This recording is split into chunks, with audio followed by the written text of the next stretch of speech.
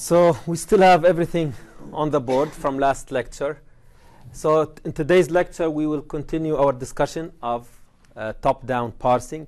Today's lecture is going to focus on the first and follow sets. We went through the first and follow sets for this, for this particular grammar last time, but we did not present a complete procedure, for computing the first and follow set. So this is going to be the focus of today's lecture. But before we start, and we'll do another example, not this grammar. We'll do a hypothetical example for illustrating the computation of first and follow set. But before I do this, I wanted to make sure that everybody understands why we need to compute the follow set when we are doing parsing. First of all, one thing that I noticed may be confusing for some people is that, right now we are writing a grammar for which the start variable is expression. What does this mean? It means that we are parsing a program that consists of a single expression. So right now, at this point, we are parsing a program that consists of a single expression. It doesn't even have multiple expressions. It doesn't have assignments. It doesn't have if, else, etc. Later on, we will be writing grammars for parsing a real program. So our start symbol is going to be a program. And the program is going to be a list of statements. And each statement is one of many different kinds of statements: assignment statement, conditional statement, loop, etc. All the different kinds of statements. And then the assignment statement in particular will have an identifier, then the equal sign or the assignment operator, then an expression. So what we are discussing now is part of the big grammar for an actual programming language. So we will do this in assignment number 2. In fact, there is a question that asks you to write a more general grammar for more general programming constructs. At this point, we're only focusing on the expression. So, that's why when we start the parsing, our root of the tree is going to be the start variable expression. But when we build a parser for a real program, the root of the tree is going to be a program. Okay, so the root of the tree is going to be a program when we write a grammar for an actual program. Right now, our root is an expression. And top-down parsing is about starting at the root, at the top. Now, this is something to keep in mind. Now, one thing that we did last time, and I want to go through again today, is why we need we need to look at the follow set.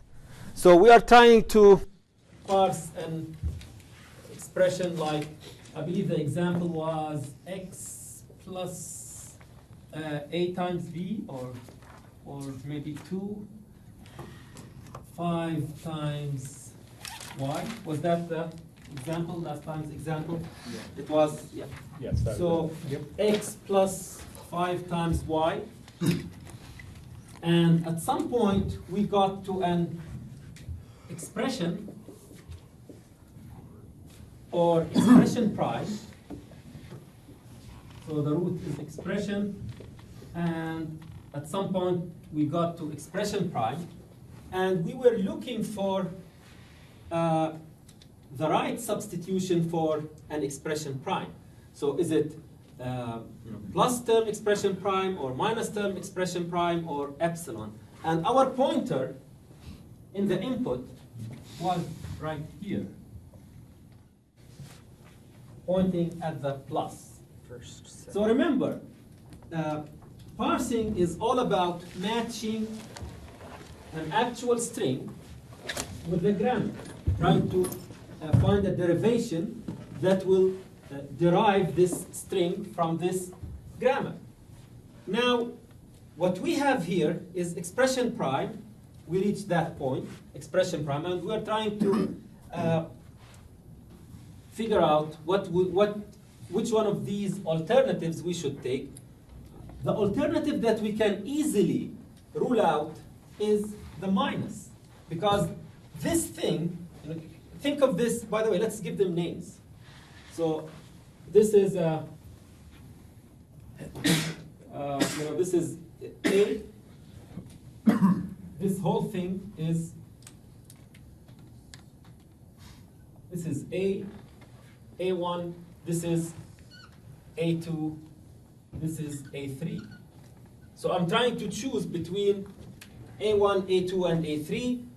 A1 starts with a plus, so I can match the plus with the plus. So this looks like definitely a good option, but we're not sure yet if it's the only option, because this backtrack-free parsing business is all about designing the grammar such that there is only one correct option at any point.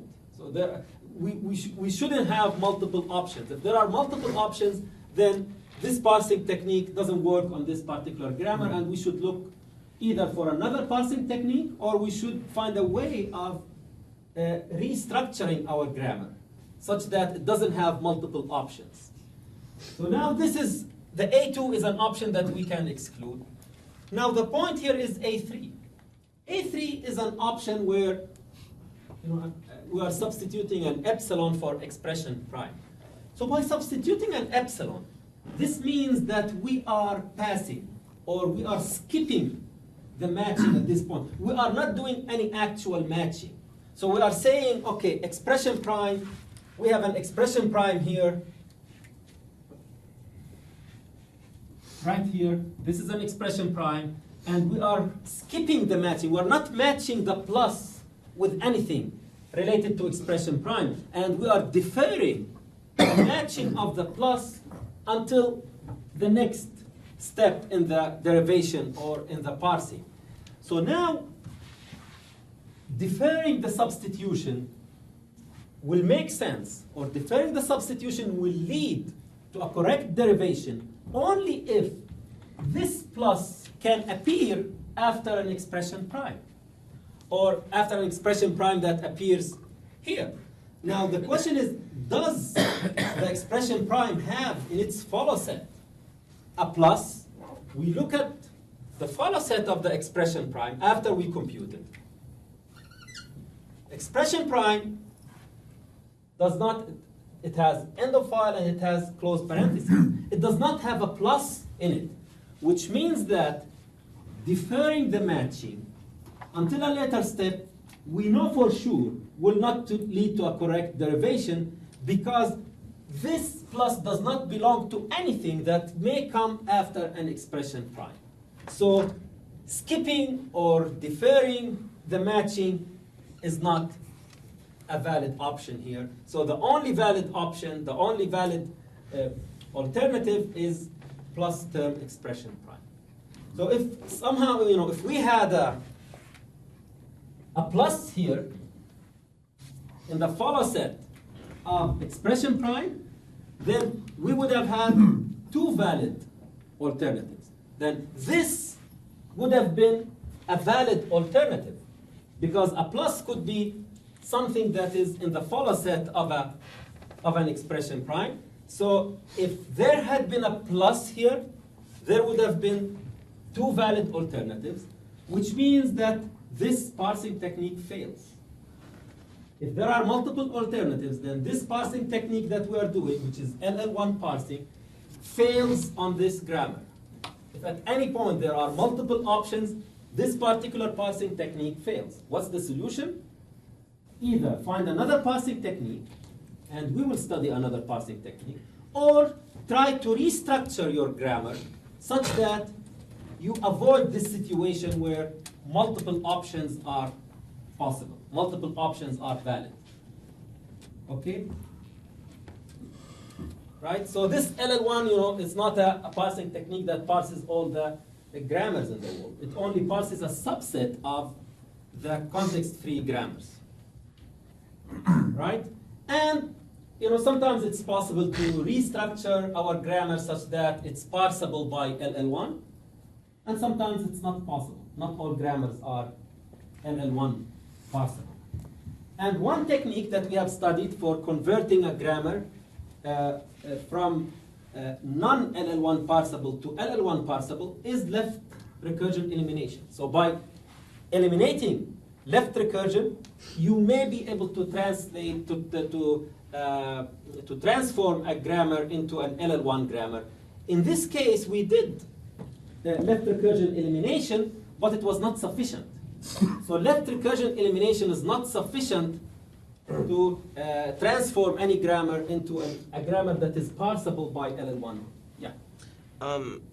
Is LL1 equivalent to recursive descent parsing, or is it more powerful or less powerful? Okay, yeah. Recursive descent is a parsing technique. So that is based on LL1. So if a grammar is LL1 parsable, you can build a recursive descent parser for it. And we will do recursive So descent they're equivalent? in one of the next lectures. Well, generally speaking, no. Strictly speaking, no, because recursive descent is, any top-down parser can be implemented as a recursive descent. This recursive descent is about, as the name implies, is about top-down. So anything that is top-down is, can be done with recursive descent.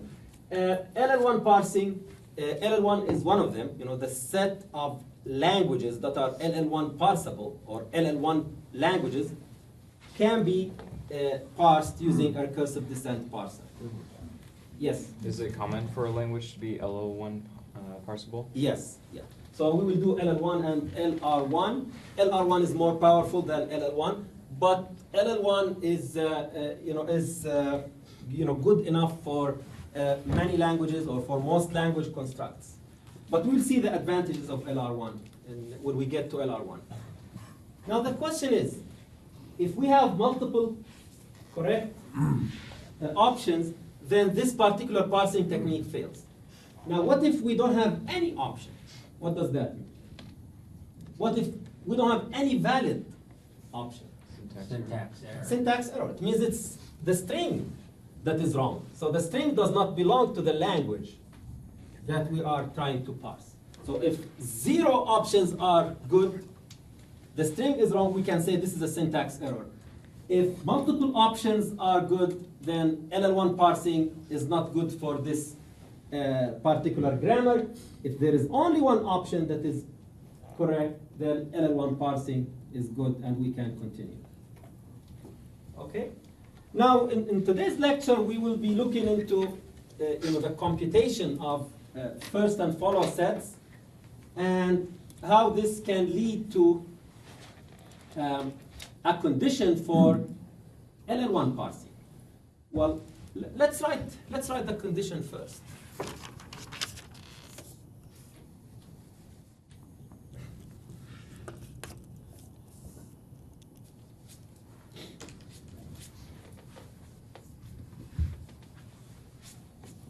So how can we, using this, a grammar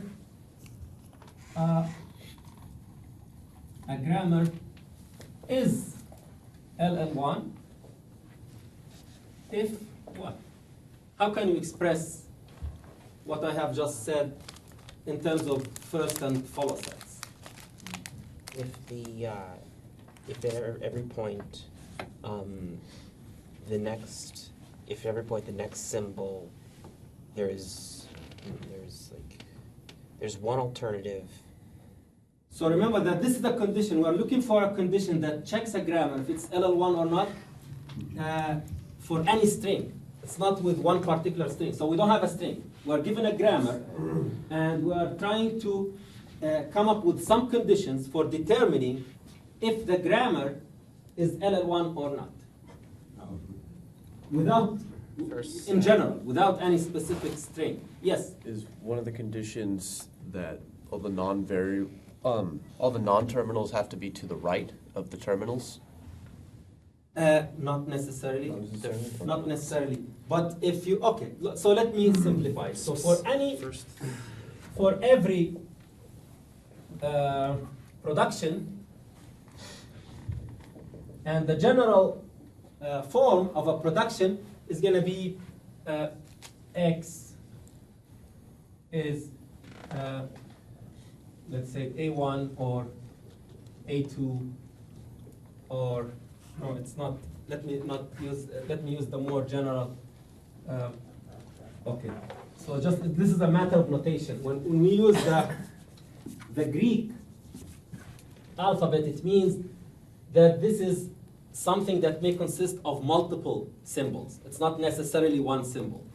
So beta 1 or beta 2 or through beta n. So every production in the grammar is going to have this general form. Beta 1, beta 2, beta n. Right? Now, if every production in the grammar has only one alternative, we know for sure that we don't have a problem. Right? It's definitely LL1. If every production has only one alternative. But obviously, this is not going to be the case in an interesting grammar. A grammar that only has one alternative for every non-terminal is not going to be interesting. Yeah.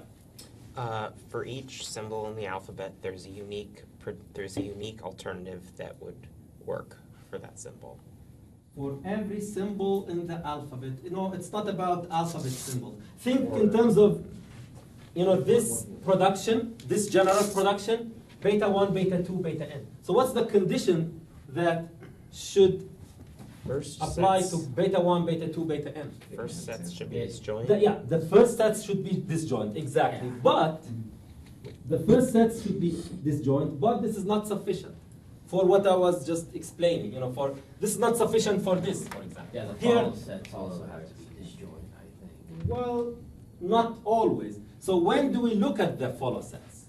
If the alternative is epsilon, Yes. So if one of the alternatives has an epsilon in it, then we look at the follow set. yeah, instead of the first set. Oh, so basically we are comparing the first sets, and the first sets must be disjoint.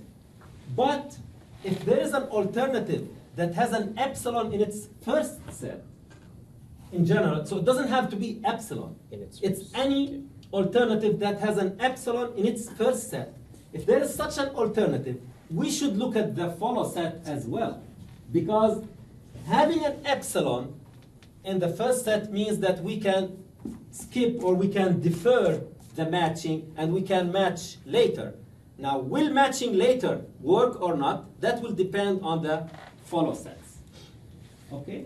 So we will define here, I should have defined this first, but the definition, we define first plus of x beta I as first of beta I if epsilon does not belong to, I'm having a hard time distinguishing between the epsilon and the belong to. Okay, so epsilon does not belong to the first of beta I. But if epsilon belongs, then it's going to be first of beta I union follow of x, in fact. Follow of x, because this is a substitution for x otherwise.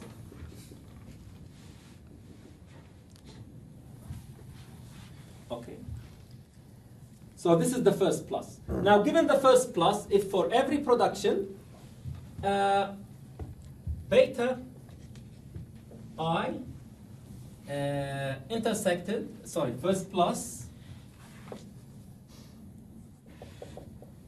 first plus of x beta I intersected with first plus of x beta j equals phi for every I and j. So for I I and j from 0 or from 1, 1 less than or equal I less than j less than or equal to n, and I is not equal to j. For any two distinct I and j, the intersection of the first plus sets should be phi. Okay? Because if it's not phi, then there is something in common, which means that there are multiple correct alternatives. Okay? So this is the condition. Now let's take another example for the first and follow set and apply this to it.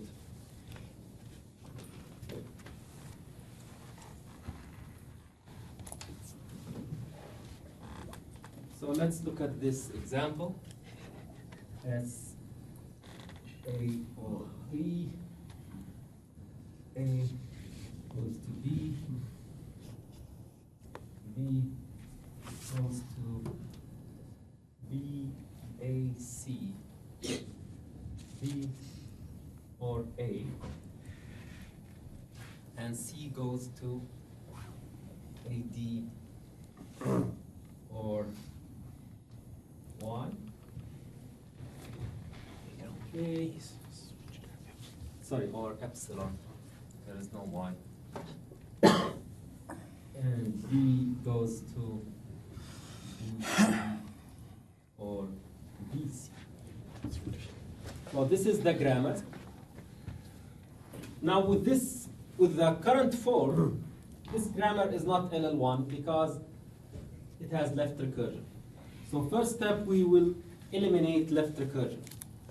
So we only have left recursion here, right? This is the only production that has left recursion. So eliminating left recursion is going to be, how do we eliminate left recursion here? So where is our alpha and where is our beta? Remember the rule for left recursion elimination. X is X alpha or beta goes to what X is? Beta X prime, where X prime is Alpha X prime. alpha X prime or epsilon. So now where is alpha? What's alpha and what's beta here? ACB is alpha. Yeah. ACB is alpha. And this is beta. Okay?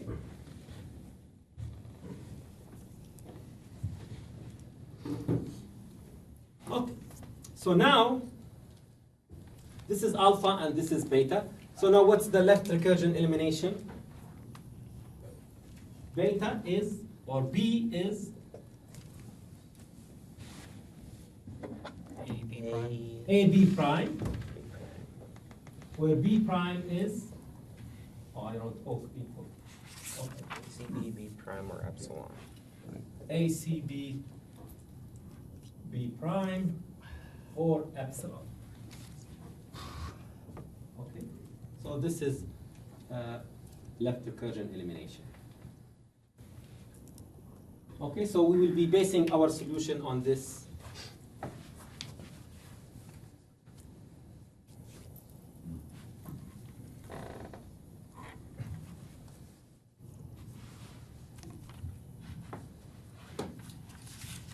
Now let's look at the logic of the first and follow. So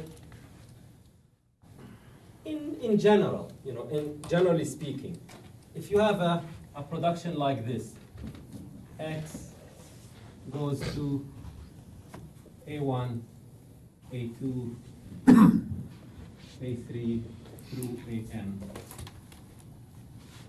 So generally speaking, we're assuming that we know the first sets for A1, A2, A3, and we're trying to compute the first set for X given the first sets for A1, A2, A3, AN. Now, obviously, the first thing that should go in first of X is first of A1. So the first thing that, first put first of A1 into first of X. So this is computing the first set. Yeah, so this is the first set. So now, this is not strictly true. So we put the first of A1 in the first of X, but this is not strictly true. Because if A1 contains an epsilon, then you go to A2. Well, we never add the epsilon at this point. So if we put first of A1 minus Oh. epsilon into first of X, now if it has an epsilon, if there's an epsilon here, we should look at first of A2. What's the logic here? The logic is, if we can substitute an epsilon for A1, if A1, this means that we're not matching A1 with anything in the string. This means that an X may start with an A2. If this has an epsilon in its first set, the X may start with an A2. And if A2 has an epsilon, then an X may start with an A3. So we have to add the first set of A3. And so on. So we have to keep checking until we either get to one of these A's, to an A that doesn't have an epsilon in it, or all of them are epsilon. Now, if all of them are epsilon, or all of them have epsilons in their first sets, in that case, what should we do? Put an epsilon in the first set. Put epsilon in the first set of X. So you can do this as follows. So you can just loop, basically, for I equals, for I equals 1 to n, just put first of X union equals, so initially first of X equals 5.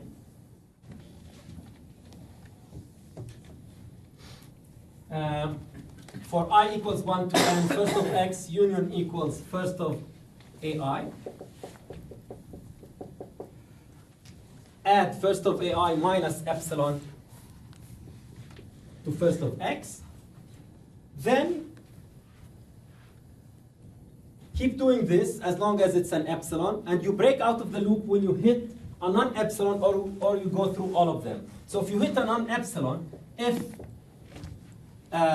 epsilon does not belong to first of what? AI or X? AI, then break. So when we hit a non-epsilon, we break because we should stop. Now, if I have an A3 with a non-epsilon, if A3 doesn't have an epsilon in it, this means that I only add the first of A1, A2, and A3 to the first of X, and whatever comes after A3, I don't add its first to the first of X, because this A3 cannot vanish. Okay, now after we break, we look at whether we went through all of them. So if we went through all of them, in that case, the value of I will be what? In fact, n plus 1, right? Because after the loop, if you go through all of them, the value of I will be the first value of I that causes this condition to be false. What causes this condition to be false is n plus 1. So if I equals n plus 1, we have gone through all of them, then first of X union equals epsilon. Okay? And we have to do this for every production. And in fact, we have to repeat the whole thing. We have to repeat it until no more changes are possible. And why repeat it? Because the first set of one variable may be dependent on the first set of another variable, and dependencies can be bidirectional in some cases. So we have to keep repeating until no more changes happen. We will show this when we go through the example. So repeat for all productions and repeat until no more change is possible. Repeat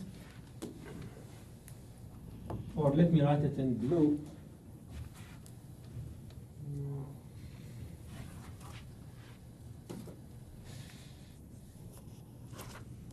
Repeat for all productions and repeat. Oh, in fact, no, the outer loop is repeating for until no more changes are possible. So the outer loop repeat until no more changes happen. Then the inner loop repeat for all productions.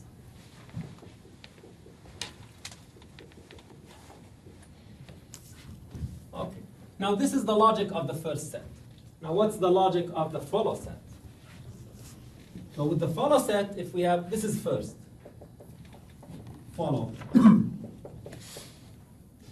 Now with the follow set, x will be equal to alpha y, and then a1, a2, a3 through an. Why alpha here? Because we don't care about what comes before a y in order to compute the follow set of a y. And again, in order to compute the follow set of a variable, you have to find it on the right-hand side, somewhere on the right-hand side of a production, and you look at productions like this. Now the logic of this, the first thing that I will add to the follow of y is going to be what? First of A1. First of A1. So this is definitely, this will go. The first of A1 will go. But If first of A1. if first of A1 has an epsilon in it, I should add first of A2. And if first of A2 has an epsilon in it, I should add first of A3. Until I hit a variable that doesn't have an epsilon in its first set. So if, for example, here, A3 doesn't have an epsilon, then I just stop there. Then the follow of y is going to be the first of A1 union first of A2 without an epsilon, of course. Union first of A2, union first of A3. But first of A4 is not going to follow. First of A4 is not going to follow a y. Why? Because there is a non-epsilon here. No epsilon, it means you must have something substituted for this A3. You cannot substitute nothing. So first of A4 is not going to appear in follow of y. Now what if all of them have epsilons? What if I have epsilon? All of them have epsilon in it in their first set. Epsilon, epsilon, epsilon, epsilon. If all of them have epsilons, including A1, then in addition to adding the first sets of all of them to the follow set of y, I also need to add the follow set of x. The follow set of x. Why the follow set of x? Because having all of these epsilons after y, having all of these epsilons after y means this may vanish and this may vanish and all of them may vanish. If all of them vanish, then y can be the last symbol in an x. If all of them vanish, y could be the last symbol in an x. And if y can be the last symbol in an x, we should logically add everything that is already in the follow set of x to the follow set of y. Okay? So again, we have a similar loop for I equals 1 to n, follow of what? Of y, right? We're computing follow of y, union equals what?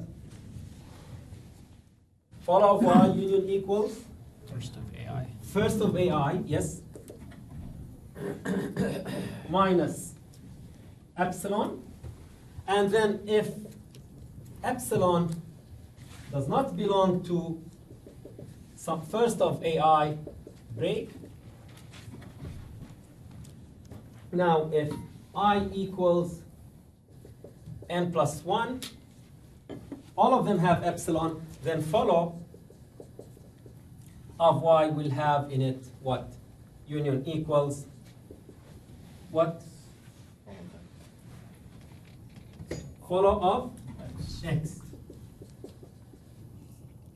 And you repeat this again. You repeat it for all productions, and you repeat it until no more changes happen. So this is just, this whole thing is inside of two loops. One loop that goes through all productions, and one loop that goes through, that keeps repeating the whole thing until no more changes happen. And in the very beginning, the seed for this computation is what? What's the seed for the follow computation? Where do we start? Initially all of the follow sets are empty except one set in which we add, to which we add, The start. yeah, the end of file. So the end of file we added to the follow set of the start variable. So we look at the start variable, we add to its follow set an end of file, and the logic behind this is that, this is the string that we're matching, A, B, C, D, C, C, whatever that string is, it's going to be, the whole derivation is about matching this whole string with an S. So after this, we have an end of file. So the logic is after an S, which is the big variable, the top, the root of the tree, there should be an end of file. So now let's apply all of this to this grammar.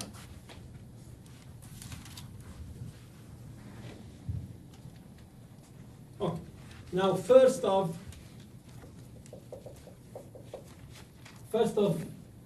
let's start with the, what's the easiest first here? What's the obvious one? First of A. First of A equals B. By the way, the first of every terminal is the terminal itself. So first of A is B. And what other firsts are obvious? So let's look at first of B. So what's the first of B? First of B is an A. Now should we look at the first of B prime? No, we shouldn't look at the first of B prime because this is our A1 and this is our A2. So our A1 is this A and our A2 is the B prime, and our A1 doesn't have an epsilon in its first set because our A1 is a terminal and the first of a terminal is the terminal itself. It doesn't have an epsilon. So because this doesn't have an epsilon, we stop there and we don't go to B prime. So first of B is going to be an A. First of B prime is going to be, by the way, let's erase this so that we don't get confused. So first of B prime, B starts with an A. So we put first of A minus epsilon, which is a B. Now, should we consider first of C? No. No, because first of A does not have an epsilon in it. So we don't look at first of C. But B prime has another definition, Epsilon. which is epsilon, so we add an epsilon. So this B comes from this definition or this production, and the epsilon comes from the other alternative. Now, first of C, what's first of C? C starts with an A, so we'll put first of A, which is a B. But C also has an epsilon. Now, first of D, D starts with a B, so we put first of B, which is an A. Okay. Do we consider first of C? No. No, because first of B does not have an epsilon, so we don't consider first of C. So this is first of D. Is that it? There's another one. There is another definition in which the D starts with a B. Okay? And finally, first of S is going to be what? First of A. First of A, which is a B, and first of B, which is an A. And in fact, if we go for another round here, nothing will change because there are no dependencies. We need a second round if something up top depends on something below it. Okay, if something here depends on something below it, and that something that is below it gets something added to it, then we will need a second round. We will need a second round in the follow set. We'll see that. So we don't need a second round and we are done. Now the follow sets, we always start with what? With the start variable. Follow of S is end of file. We add end of file. Now this may not be enough. Then we have to scan for S on the right-hand side. So we scan for S on the right-hand side. We don't find any S's. There is no S on the right-hand side. So that should be the end of it. We know that that's the end. Now follow of what? Let's go in order. Follow of A. So we scan for A on the right-hand side. Here is an A. So what does this rule tell us? Follow set of S. Yeah. So it tells us that there is only an A, and there is nothing after it. So in fact, here our alpha is epsilon, our Y is the A, and our A1, A2, A3, AN are absent. There aren't any. Okay? So it's an epsilon after it. So it means that we add the follow of S to the follow of A. Because in this case, all the A's are absent. So we put end of file, but this may not be the end of it. So we look for another A. Here's another A here. The A is followed by a C. So we definitely need to put first of C into follow of A, because C follows an A. So first of C is B and epsilon. We put everything besides the epsilon. So we put the B. Now, should we put what comes after C? Yes. Yes. Because there is an epsilon in the first of C, so we put this B, but B is already there. Okay. Now we stop here. Why?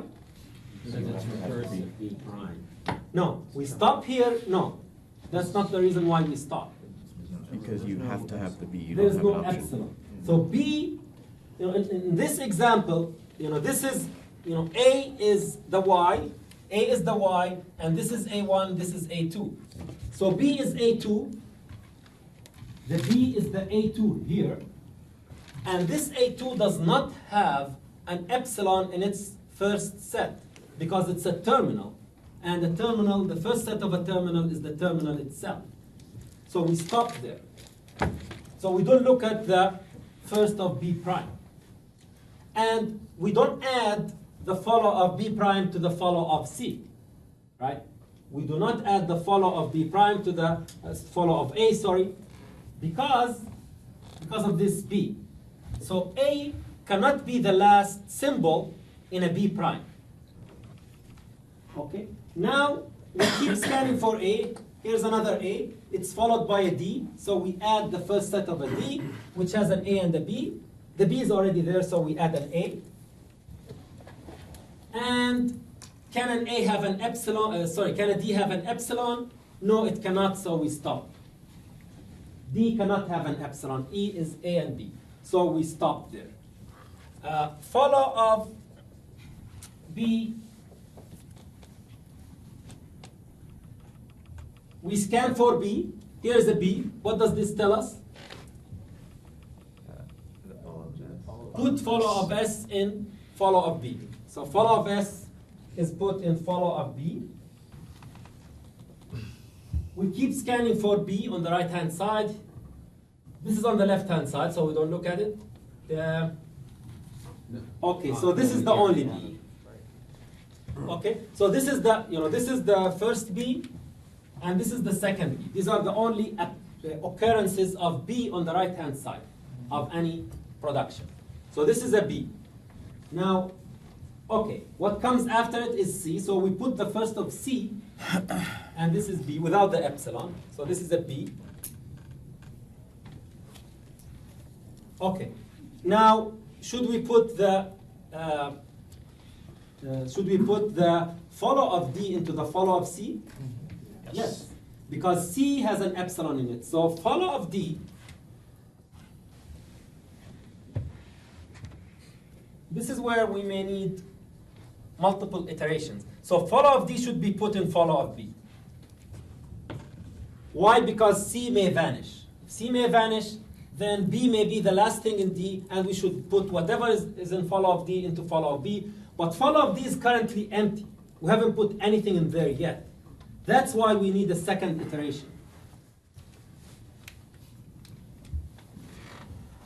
Okay. Is there another D, another B? Nope. No, that's it. So we look for C, we scan for C. No C, no C. Here's a C, it's followed by a B. And we stop there because this is a terminal. Okay? And we scan for C again, this is another C. It's Follow of D. yeah, follow of D. So it's again, follow of D should go in follow of C. So follow of D feeds follow of C and follow of B. Okay. Now, it's followed by nothing, so it's just add follow of D when we figure out follow of D. And C, here again, same thing. Okay. So are there any other C's? Oh, there's a C that is followed by a B, and we already put that. Okay. Now, last thing is D. So we scan for D. No D here. There's a D here. So this tells us put whatever is in follow of C into follow of D. So this tells us this. Put whatever is in follow of C into follow of D. So it says this. So we put the B. So see here is this is a bidirectional relation. So follow of C feeds follow of D, and follow of D feeds follow of C. Both feed each other. That's why we need multiple iterations until no more changes happen. So now follow of D has this B in it that comes from follow of C. Then we scan for D. This is the only appearance of D. So we are done with this iteration. Now with the second iteration. What about follow of B prime? Now, sorry? What about follow of B prime? Oh, we forgot the B prime. Okay.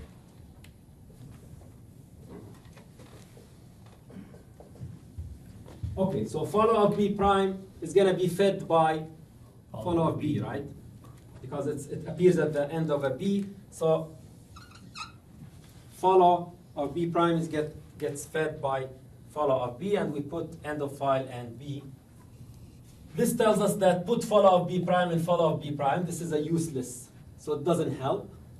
And that's all what we need. Now, the thing is, follow of D feeds follow of B and follow. So now we are done with the first iteration. In the second iteration, we will see if this, for example, B that is fed by D, if D now has something new. This has something new, but this something new, which is B, is already in follow of B. So it's not going to add anything. But in general, you need to check. Because we did D after B.